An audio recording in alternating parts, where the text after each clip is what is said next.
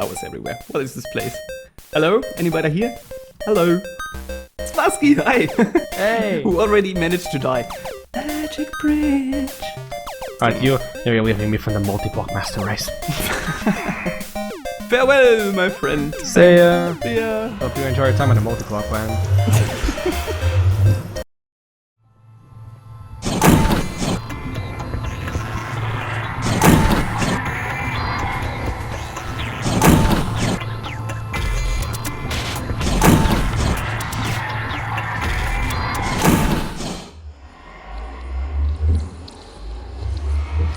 Whoa. Holy moly. So this is multi-block land. I'm impressed. Oh, hello. Hello, sir. Why, hello, and welcome to my humble workshop. Hello, sir. Mr. BluSunrize. Oh, well, it's quite an impressive place you've built here. Yeah, I was left a fair fortune to deal with, so had to put it into something. What is an Immersive? Yeah, I should get my money back for the sign they did. It was supposed to say immersive, they ran out of space. Oh, maybe you need a bigger house.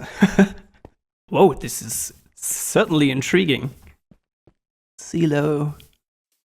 I gotta say, I am overwhelmed. This looks like nothing I've ever encountered before on my travels. Care to elaborate, maybe? What you see in front of you is quite basically a factory building.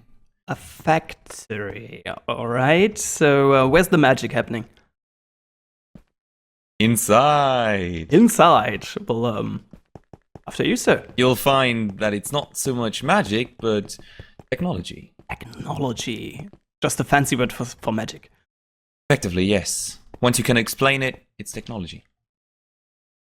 It looks awesome, I've got to say. Wow, holy crap. This is the factory to take care of all your creation needs for anything immersive engineering. Every of these machines is capable of producing, using, or otherwise fabricating all kinds of metal instruments and equipment. Wow. Is there any chance I can learn to do something as amazing as this? Well, yes, of course. In quite easy steps as well, thanks to the wonderful Engineer's Manual. Introduction. Greetings. Oh, that's nice. Fellow engineer. That was quick. I'm an engineer now. Alright, bye-bye. No, never mind. Ores and ore processing. Is there any chance I can leave this place, maybe, in the not-so-far future, because my travels lead me elsewhere? Well, now that you mention it, I have, along with the fortune, also inherited this fancy-looking portal device over here. Sadly, I have yet to get it to function. One of the main reasons I built the workshop was to set it back up, but I feel I could use some assistance in that. Well, what's missing? It's missing power, mostly. The device Power? seems to be intact, but currently it's completely out of power. So, how do we generate power?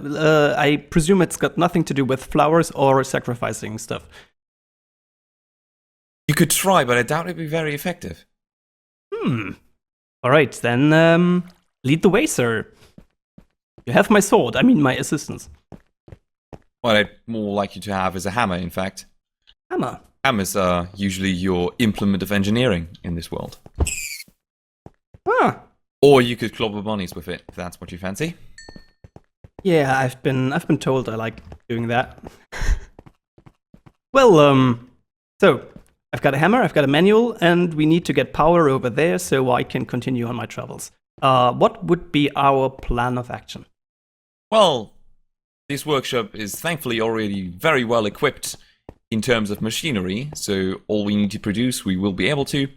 It also already features a basic power system. Our most important job might be to actually get the power all the way over there. And I presume we would do that using block per block cabling and something like that? I don't know. i.e., or Immersive Engineering, if you would like to go for the long name, i.e. does away with the block-for-block connections, also not too big on magical impulses or any of the kind. It uses wiring systems just like the ones you see hanging above you. I gotta say, it looks awfully complicated. That might be its first appearance, but trust me, you get used to it quite quickly. All right, maybe you can show me the basics. I'd be happy to. All right, what would we be needing?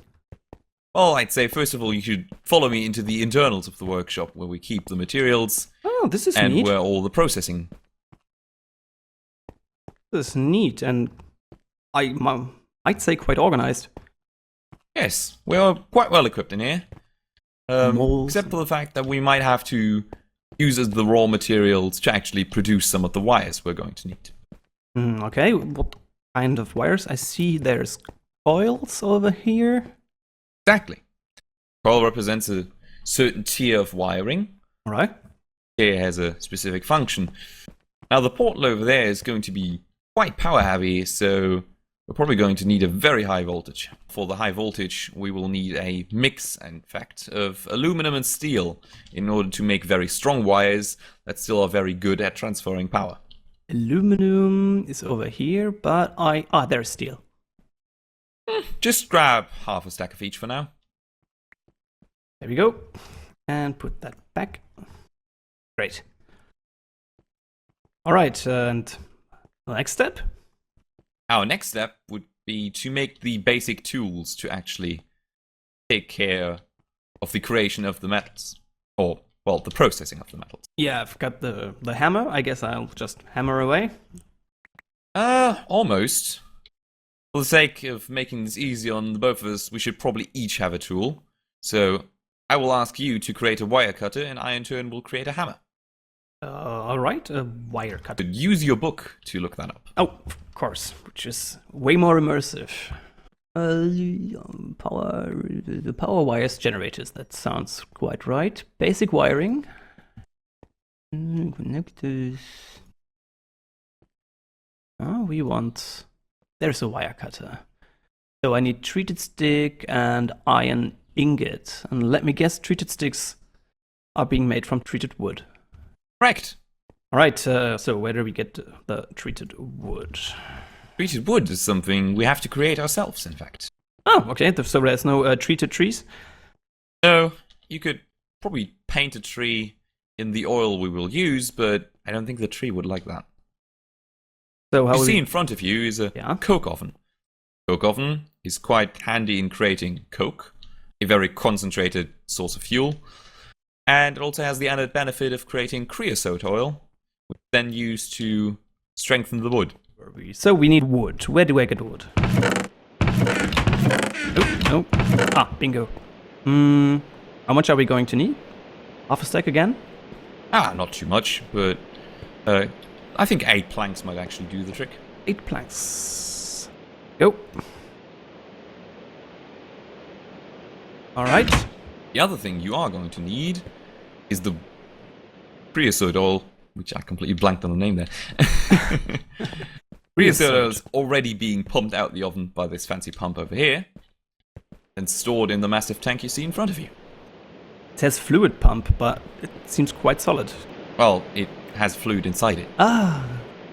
Right. So, how do we get the creosote? Well, if you will follow the pipe that comes out of it, you'll see where it lands. Oh. And you can quite simply get it out of that tank by using this bucket I have for you. Oh, that's too kind. Thank you very much. So, creosote, that's a lot of buckets in there. Right click, I presume? Oh, there we go. Exactly. The next step is to go back to our crafting benches and to use that oil to actually make treated wood. Find yourself a crafting bench, put a bucket in the middle, and place the planks around it. Oh, treated wood. And of course you get to keep the bucket. Oh, that's nice. It would be quite expensive to make otherwise. Correct. There we go. So, next step would be, let me check the manual. I need an iron ingot. I think I saw one of engineer's wire cutters. Great. Well, first off, you should use the crafting table to make metal plates. Bit of tedious work, but what you do is you take your hammer and you beat an ingot with it until it turns into a plate. So I got a half a stack of steel plate and half a stack of aluminum plate. And a really damaged hammer. Well, yes, the hammer will take its damage, but don't worry, we're going to make this process easy in just a bit. The next step you will need, however, is to make plates into wires by cutting them up into tiny little strips using your wire cutter. All the plates? Yeah, just do all of them for now. It is quite tedious work though, isn't it? It is. Don't worry, I have a solution for you there. Metal press. Metal press. Used as a machine to make all sorts of crafting a lot easier on you. Oh, okay. The early and basic crafting recipes can be simplified by putting a mold into that press and then just feeding it metal ingots, which it will then press into the items you desire. Well, that sounds convenient. So, I presume there is no mold inserted as of yet. Correct, but you can easily craft one or use one at our disposal. Grab the one furthest at the bottom. Furthest at the bottom, that would be this one, okay? All these molds are usually quite easy to make using some steel plates and one of the items you have already crafted manually. Okay. Now just place would the mold in a plus shape around the item. Ah, there we go. So now just place the mold in there and be careful to keep your hand out of it. Alright. Otherwise you might end up with an oddly wire-shaped hand. Rather not, rather not. Next step is just to grab some ingots and put them in the press. What kind of metal? Well, just grab a bit more aluminum, I guess. Aluminum. Alright. And just throw them onto the conveyor. Just careful not to get yourself stuck on there. Ooh! That's fancy. Opa! Told you to keep your hands out. Yeah, it was just so very interesting. I gotta say, I could watch this all day. That's one of the reasons why my productivity has gone down recently. All I've been doing is watching the metal press do its work. Speaking of the devil, how is the 1.9 or even 1.10 version coming along? Something on the horizon? Actually, yeah, sure. Since I'm getting there, I might as well make the announcement. I am quite actively working on 1.9, 1.10 versions. They should be quite interchangeable as well. There's a very small difference between 9 and 10. Yeah, so I heard. So, I'm working on it. I hate to give like timeframes and ETAs, but it's on a very good way, and I expect to see it on the horizon as a basic port in the near future, with more refinements along the way. More refinements, so not just a port, but also new content and tweaks. Yes, I'm always looking to expand the content. In fact, I lost a lot of content updating ROM 1.7, so I'm still restoring parts of that. Anything in particular?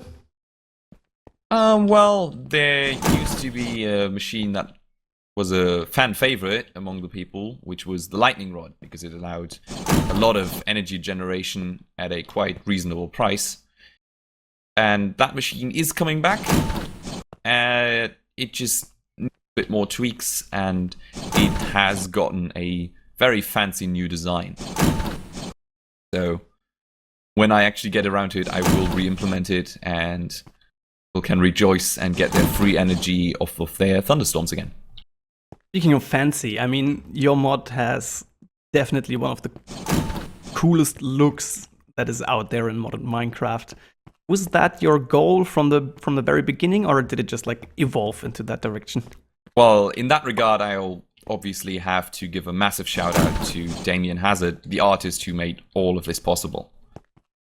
Most of the beauty of IE is thanks to his work and the amount of dedication he put into textures and models in this mod.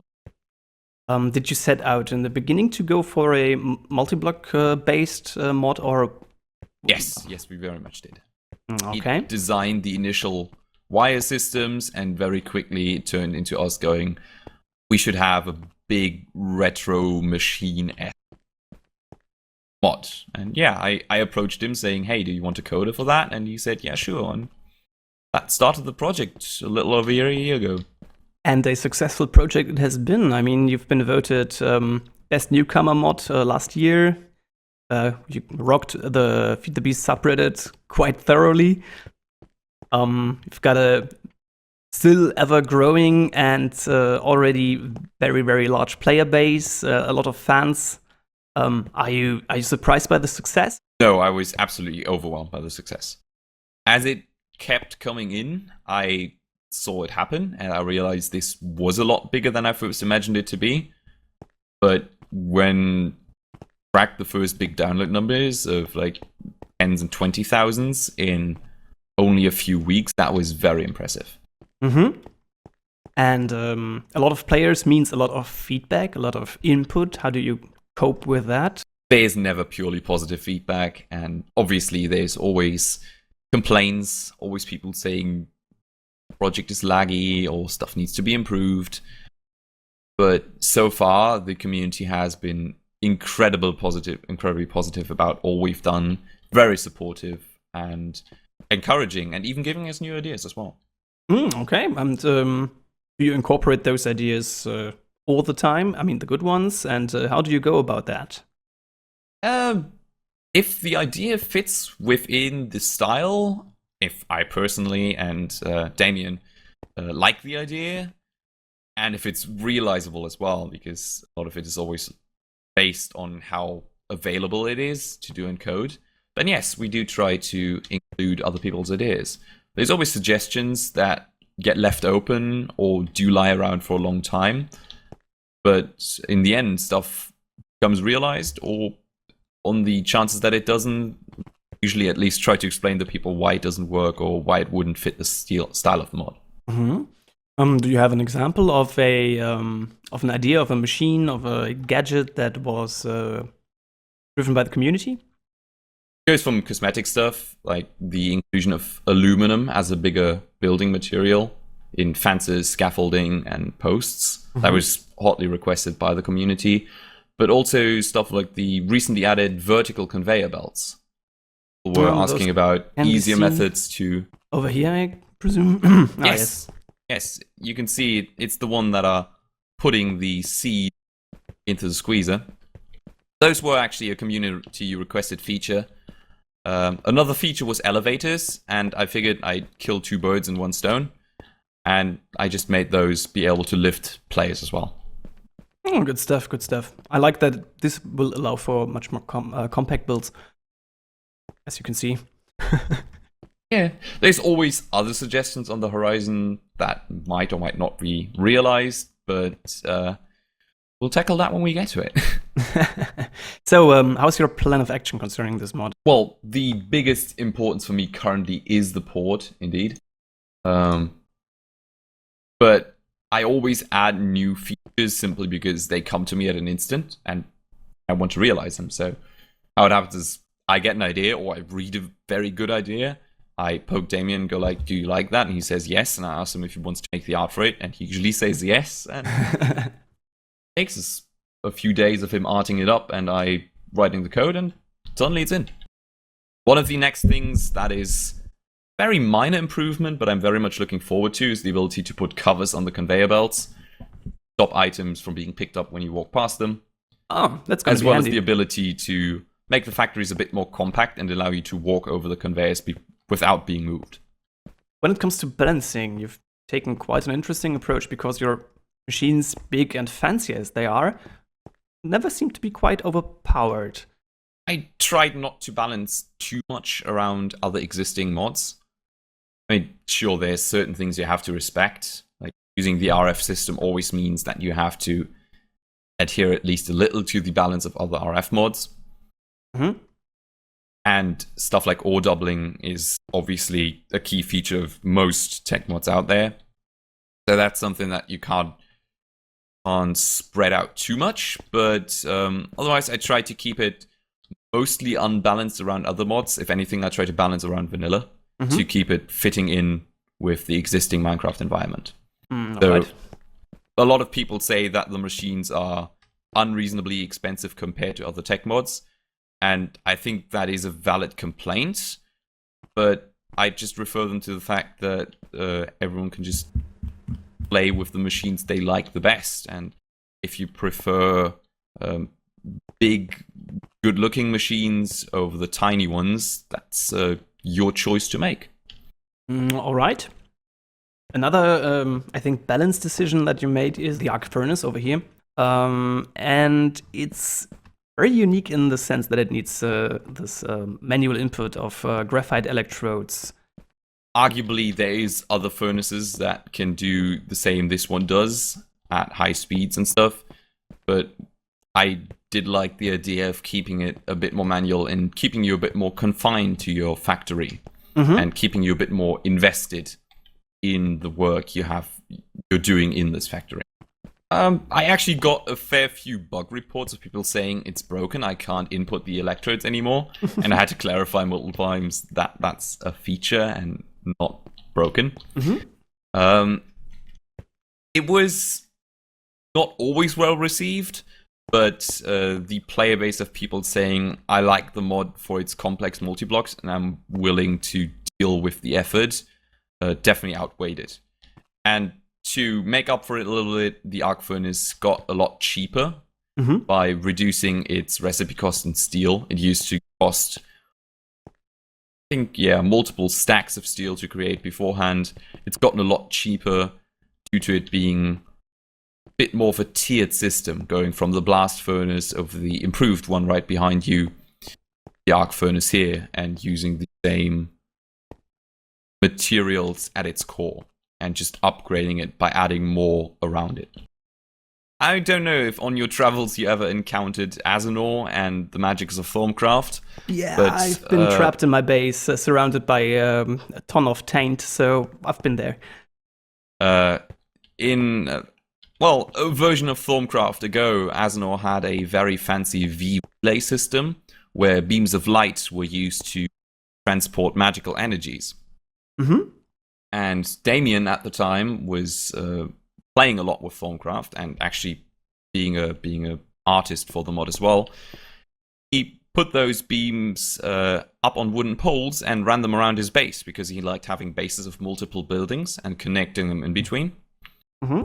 And he looked at that one day, and as far as I understand, he got the idea to, instead of doing magical lines, doing actually proper power lines on wooden posts, like you'd seen around countryside in, well, depending on the country, obviously.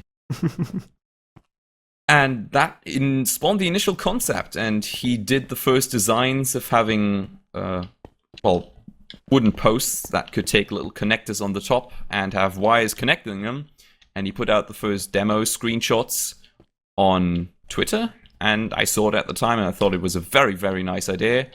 And we got talking over it, and it very quickly spawned into this idea of, well, at the start, just realistic power lines, as well as big multi-block machines. The actual art style came from him because of the art style he'd grown quite adept at, which is Thaumcraft's art style of a lot of wooden casings with metal adornments. I definitely see the connection here. Yeah, and that translated into a more technical environment, quickly led to this style that we have now, which is, best way to describe it is probably retro-futurism. Sort of, guess, big super word for anything related to steampunk, dieselpunk, Tesla punk, stuff like that. Right. Other examples of the genre you could find in BioShock or Sky Captain and the World of Tomorrow. Quite personally, the great movie that I recommend people watching. How do you perceive the community when it comes to collaboration? From what I have experienced, the community has been very, very good about it. There's obviously always the odd one out. There's always a bit of drama going around, but it's nothing we can't handle. Would be boring without the drama. Exactly. And when it comes to the developers community, all that I've met have been incredibly helpful to each other. There's always someone who needs help with some aspect of their own project, and there's usually always someone who has already dealt with that and can give help on that. Is where ISC as a basis, as well as Twitter and GitHub, very much shine, because there's always someone who can explain to you how to fix it, or who can give you a recommendation on how to improve it. How would you characterize your own Java skill? Did you develop your skills as you developed the mods? I definitely developed my skills as I developed the mod. I had very, very basic knowledge of Java from a 1-year course at high school. And after that, I just got into Minecraft modding at some point and I taught myself. And I learned by looking at other people's projects. I learned by asking people more experienced than I was. And I taught myself over the last 4 years. And now I'm standing in a massive workshop. I started getting interested in writing my own mods back then. And with 1.4.7, it really took off because Minecraft Forge offered a very easy solution to get into modding. It offered very high quality tutorials on its wiki. Mm-hmm. And I started with a tech mod as well, but it was a lot more futuristic and maybe current day or next 20 years level of technology. And then I branched out from that. None of that has ever been released. So the older projects I will mention are still lost in the depths of my hard drives. I got a bit more into decorational mods, and then Thaumcraft hit with Thaumcraft 3 and Thaumcraft 4, and I started actively developing a Thaumcraft add-on under the name of Witching Gadgets. Originally a lot more based around fairy tales, but it very quickly evolved more into a technical utilities for Thaumcraft that I felt were missing in the main mod or would complement it. Mm-hmm. That was also my first run-in with Mr. Hazard, because it worked also as a sort of cross-mod integration, where I added a magical blast furnace that made steel for railcraft. And I got the idea because Hazard designed the model, and he put it on Twitter, and I poked him and asked him if I could use it. Well, I guess I got all the ingredients that we need for the wiring. Maybe you wanna craft the coils? Yes, I guess that should be the next step. I got the sticks and the aluminum wire and steel wire. So you just take the wires and you coil them around a stick. So place a stick in the middle and place wires at equal amounts around them. 2 aluminum, 2 steel. All right. There you go. There we go. HV wire coils. I make a good stack of it. All right. That solves, I guess, part of the problem. Do we need anything else? Just grab some of the HV relays in the box over there.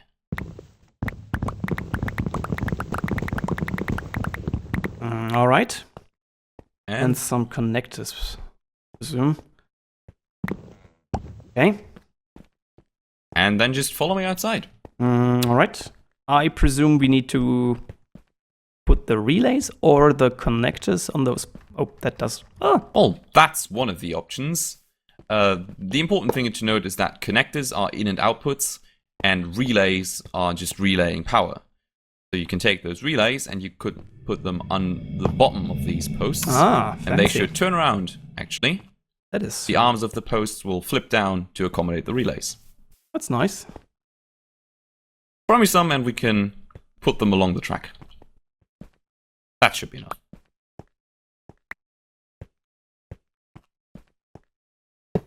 That works quite nicely. Hang on a second. Holy! Well, all right. We should probably retreat inside. Yeah, no, that's going to be a problem. Oh no. I hope the engineer's hammer is also a weapon. Quick, come inside. No, she climbed the wall. I should have mentioned that. Scaffolding is climbable. So that should block the entrance a bit better. Doesn't look very good, but oh well, actually it does. Hazard did a nice job on those. Yes, you did. It looks really nice. Well, I guess we can leave it that way. No, we can't. I need to get there. Will the guys be able to leave the workshop and reactivate the portal? And how will they deal with the monsters outside?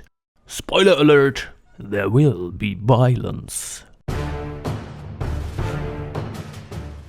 You like to look at our home defense collection, maybe? Oh yes, please. Revolver, go ahead, make my day, huh? With that, your gun is loaded. Now, trigger safety. Keep your hand away from the trigger and don't point it at people you don't want to shoot.